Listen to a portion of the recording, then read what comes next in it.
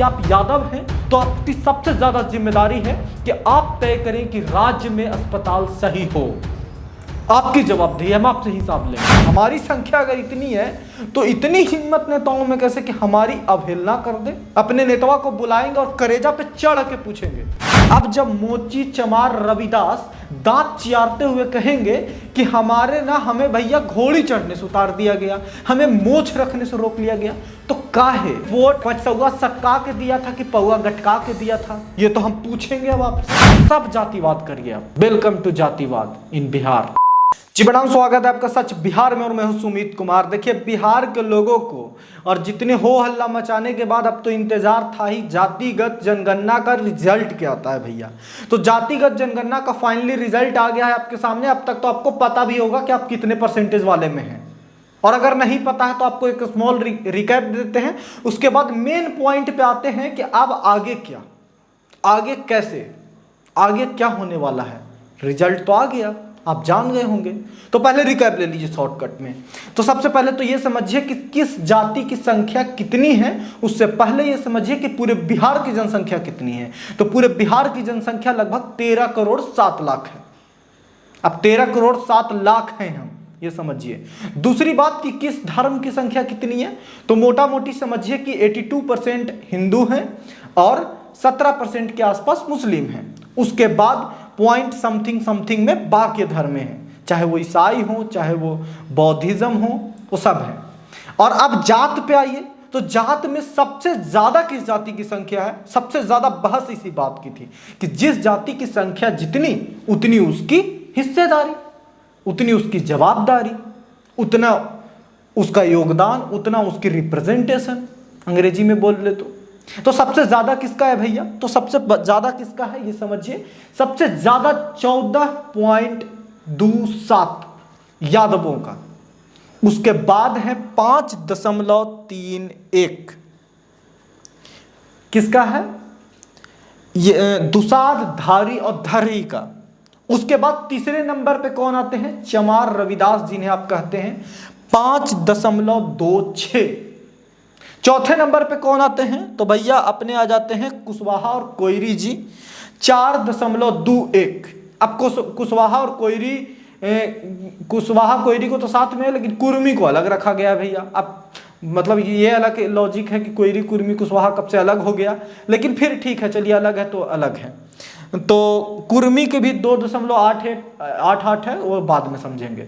तो सबसे पहले मोटा मोटी समझ लीजिए कि सबसे ज्यादा जो जाति निकल के आई है एक तरफा, वही है यादवों का। अब आगे क्या, अब जो हो हल्ला मच रही थी कि जिसकी जवाबदारी, जिसकी हिस्सेदारी, सब ठीक है। मैं भी जातिगत जनगणना का बहुत बड़ा समर्थक था। क्यों नहीं होनी चाहिए हमें समर्थक, इसलिए होनी चाहिए कि अगर पूरी नेतागिरी जाति के आधार पर ही की जा रही है तो यह भी तो पता लगना चाहिए ना भैया कि उस जात की औकात क्या है, उस जात में शिक्षा कितनी है, उस जात में माइग्रेंट कितने हैं, यह भी तो पता लगना चाहिए ना। और उस जात के नाम पे आप पूरी नेतागिरी चमका रहे हैं तो यह भी तो पता लगना चाहिए ना कि उसके उत्थान कितने किए। तो अब बस जातिगत जनगणना का रिजल्ट आने के बाद अब ये चौड़ में रहने की जरूरत नहीं है। चाहे आप किसी भी जात से हो, कह रहे भैया मेरी तो इतनी है। आपकी हिस्सेदारी है तो आपकी जवाबदारी भी तय होनी चाहिए। और आइए, हम सबको कहते हैं ना कि जाति के आधार पर राजनीति नहीं करनी चाहिए। आइए खुल के राजनीति कीजिए आप, और खुल के हर स्टूडेंट जो भी है, किसान है, सब जातिवाद करिए आप। वेलकम टू जातिवाद इन बिहार। लेकिन जातिवाद कैसी करनी है, नेताओं वाली नहीं, बस जातिवाद जनता वाली करनी है। अब आप अगर सबसे ज्यादा हैं, मान लीजिए कि आप यादव हैं, तो आपकी सबसे ज्यादा जिम्मेदारी है कि आप तय करें कि राज्य में अस्पताल सही हो। आपकी जवाबदेही, हम आपसे हिसाब लेंगे, क्योंकि सबसे ज्यादा सरकार चुनने में आपका योगदान होगा। तो जवाबदेही आपकी क्यों नहीं होनी चाहिए। अगर नेता आप खराब चुन रहे हैं तो जवाबदेही आपकी क्यों नहीं होनी चाहिए। और जवाबदेही क्यों, अब तो भुक्तभोगी भी होंगे। अगर खराब अस्पताल के कारण अब मौत होती है लोगों की, तो सबसे ज्यादा तो आपकी ही हो रही होगी, जाहिर सी बात है। अगर अनपढ़ हैं लोग, अगर जाहिलपना है लोगों में भरा हुआ, अंधविश्वास भरा हुआ है, तो सबसे ज्यादा आप में होंगी। जाहिर सी बात है, क्योंकि जात आपकी सबसे ज्यादा है। तो ये तो आत्मसम्मान की बात है ना अब, कि अगर कोई व्यक्ति बिना अस्पताल के मारा जाता है तो सबसे ज्यादा आपकी जिम्मेदारी है सवाल उठाने की। तो जो चौड़ में आ रहे हैं वो आत्मसम्मान से अपनी जिम्मेदारी भी लेंगे क्या? मैं ये जनता के लिए कह रहा हूं। अब ये सिर्फ यादवों को क्यों, यादव के बाद किनकी आती है? यादव की बात आती है ये जो दुसाध, धरही और कौन है, दुसाध, धारी और धरही, 5.31, इसके बाद इनके आते हैं। ये भी पूछेंगे कि क्यों होनी चाहिए। अब जब मोची, चमार, रविदास दांत चियारते हुए कहेंगे कि हमें भैया घोड़ी चढ़ने से उतार दिया गया, हमें मोछ रखने से रोक लिया गया, तो काहे आपकी भागीदारी तीसरे नंबर की है बिहार में। तो ऐसा आपके साथ हो क्यों रहा है?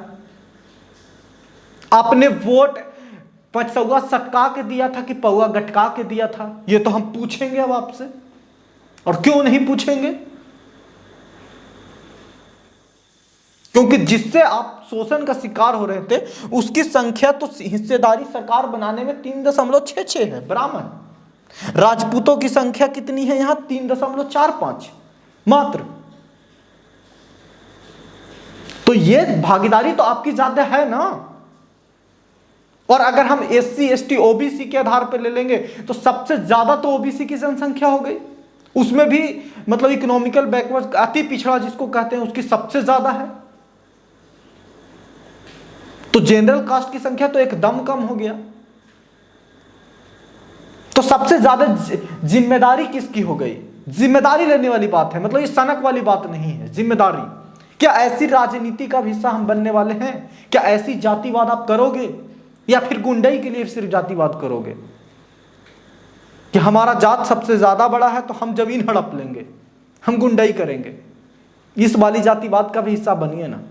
आप अपनी ईगो पे उठाओ कि भैया हम ज्यादा हैं, और ऐसे कैसे कि अस्पताल खराब रहेगा, हम मोची हैं, ऐसे कैसे हम सेकेंड नंबर पे आते हैं, तो कैसे हम चमार हैं, रविदास हैं, तो ऐसे कैसे कि कोई घोड़ी चढ़ने से उतार देगा? भाई अपने नेताओं को बुलाएंगे और करेजा पे चढ़ के पूछेंगे।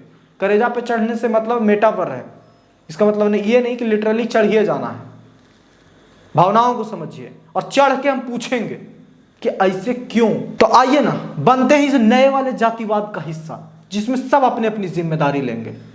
और जब चुनाव आएगा ना, अभी तो जातिगत का ये जो रिजल्ट आया है, इसके बाद अभी बहुत इंटरेस्टिंग है कि 2 साल समय है चुनाव में, लगभग 2025 में चुनाव होगा विधानसभा का। और तब हम ये देखने की कोशिश करेंगे कि 2 साल में क्या इंप्लीमेंटेशन हुआ। इस जाति के आधार पे जनगणना करने के लिए जो पैसे इतने बहाए गए, उसमें क्या हुआ? आपके एरिया में जब नेता वोट मांगने आए तो पूछिए कि तुम कह तो रहे हो कि जाति के आधार पर हम तुमको वोट दे दें, तो भैया हमारा लकी है क्या? हमारा बेटवा तो वही सरकारी स्कूल में जाता है जहाँ खिचड़ी में कीड़ा मिल जाए, जहाँ चावल B ग्रेड के मिल रहा है, एकदम 3rd ग्रेड वाला, जहाँ शौचालय है ये नहीं है, मास्टर साहब को कुछ बुझाइबे नहीं करता है। अस्पताल में हमारे बच्चा का इलाज वहीं हो रहा है जहाँ पे इंजेक्शन भोथर है, जहाँ टांका देने वाला सुई जंग पकड़े हुए है, अस्पताल समय से खुलता ही नहीं है, दवाई है ये नहीं है। पूछिएगा ना कि नहीं पूछिएगा? अब तक जो कहते हैं ना कि पूर्वज में आदिकाल में चलते आ रहा था कि राजपूतों की जिम्मेदारी थी सुरक्षा देना, प्रोटेक्शन, और जो शिक्षा का काम था वो ब्राह्मण का था। लेकिन उसी शिक्षा देने और प्रोटेक्शन देने के नाम पे लोगों को वो ज्यादती करते थे, गुलामी करवाते थे अपनी। तो आप अब नई जिम्मेदारी लीजिए ना, आप सुरक्षा दे दीजिए। उनकी संख्या तो भाई 3.88 है, 3 कुछ है, आपकी संख्या ज्यादा है। तो आप अब जिम्मेदारी लीजिए ना शिक्षा देने की लोगों को, और सवाल उनके हिस्से के भी सवाल पूछने की। और आप ये तय कीजिए ना कि पूरी डेमोक्रेसी होगी, सबकी आजादी होगी, हम किसी का शोषण नहीं करेंगे। तो आइए नया वाला जातिवाद करते हैं, जिसमें हम अपने जात के आधार पे हम अपनी चीजों को आत्मसम्मान पे लेंगे कि इतनी संख्या हमारे होने के बाद भी बिहार में अगर कोई अनियमितता चल रहा है, किसी भी तरह का परेशानी है, किसी के बच्चे को स्कूल में बढ़िया नॉलेज नहीं मिल रहा है, अस्पताल में इलाज नहीं मिल रहा है, तो उसके लिए हम जिम्मेदार हैं भैया। हमारी संख्या अगर इतनी है तो इतनी हिम्मत नेताओं में कैसे कि हमारी अवहेलना कर दे। इतना ईगो लीजिए ना। बाकी आपकी राय क्या है इस वीडियो के बारे में कमेंट करके बताइएगा। और इस नए वाली जातिवाद की जो अवधारणा मेरे दिमाग में चल रहा है वो मैं आपके सामने रखा हूं, क्या आप इससे सहमति रखते हैं बताइएगा।